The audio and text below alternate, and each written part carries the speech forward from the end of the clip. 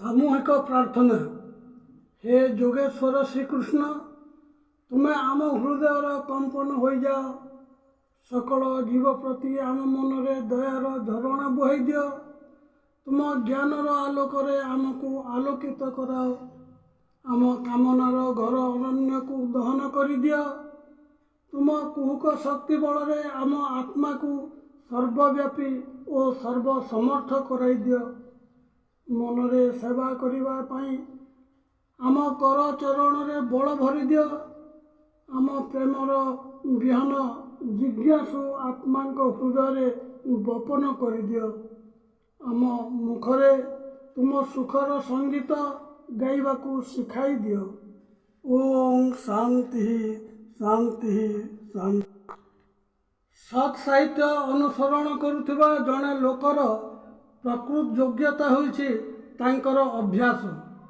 समस्त को कहा जाउछि जे अंध भाव रे किछि ग्रहण करंतु नहीं। निजर बुद्धि विवेक और अभिज्ञतार मिलुथिबा प्रमाण उपरे विश्वास रखंतु। पंडित मानकर मत को नहीं सत् साहित्यर मूल उद्देश्य हेउछि सर्वे भवन्तु सुखिनो सर्वे सन्तु निरामया सर्वे भद्राणि पश्यन्तु मा कश्चित् दुख भाग भवेत्। समस्तंकर सुख शांति और निरामय जीवन दर्शन भारतर ऋषिमुनि मानकर एकमात्र कामना।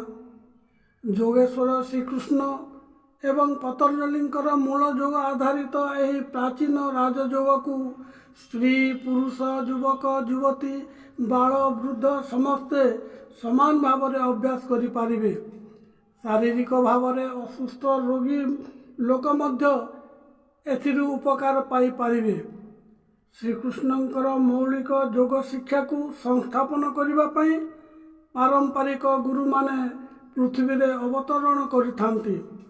सही सद्गुरु मानकर नैतिक योग शिक्षा एही सत्साहित्य रे स्थानित होई अछि। जड़े सद्गुरु जे भगवान को जानिछंती भगवान सहित एकाकार होइछंती।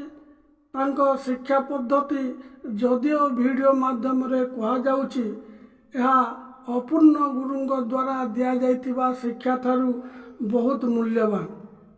पृथ्वी रे सद्गुरुंक संख्या प्रकृत रे बहुत कम अछि।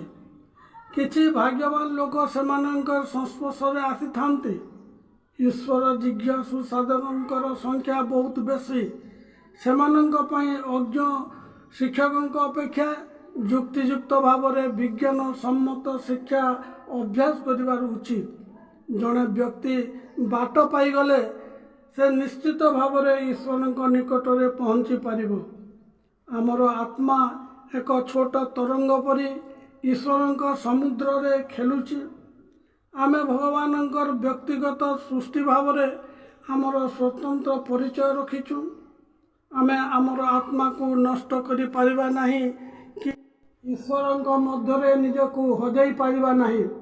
आमे जानी पारिबा जे आम अस्तित्व ही ईश्वर अस्तित्व अटे। आम ईश्वर ठारू अभिन्न अटू।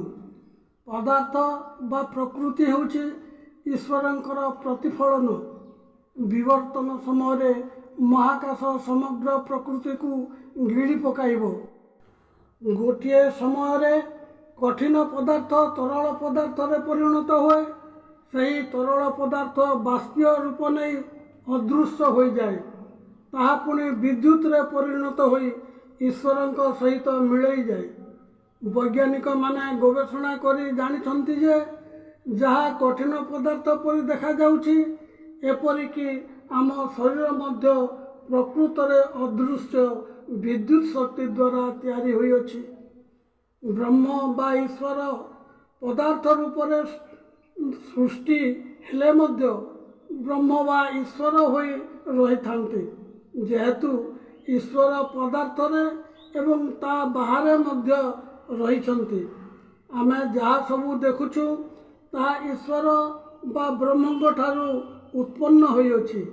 माया किंबा भ्रम जोगु आमे वस्तु को ईश्वर ठारू पृथक भाव में देखि थाउ। जदि आमे समुद्र एवं तरंग को एकाठी देखि पारिबा तेबे आमे भगवान ଏବଂ ନିଜକୁ ଏକ ବୋଲି ଜାଣିପାରିବା, ସେତେବେଳେ ଆତ୍ମ ତରଙ୍ଗ ଭଗବାନଙ୍କ ସାଗରରେ ଏକାକାର ହୋଇଯିବ। ଭାରତର ଯୋଗୀ ଋଷି ମୁନିମାନଙ୍କ ଦ୍ୱାରା ପ୍ରସାରିତ ଯୋଗର ମହାନ କୌଶଳ ଅଭ୍ୟାସ କରି ଆମେ ଶରୀରର ସୀମିତ ଚେତନାକୁ ଅତିକ୍ରମ କରି ଈଶ୍ୱରଙ୍କୁ ଅନୁଭବ କରିପାରିବା। ଈଶ୍ୱରଙ୍କ ସହିତ ଏକତ୍ୱର ଭାବକୁ ଶବ୍ଦରେ ବର୍ଣ୍ଣନା କରାଯାଇପାରିବ ନାହିଁ।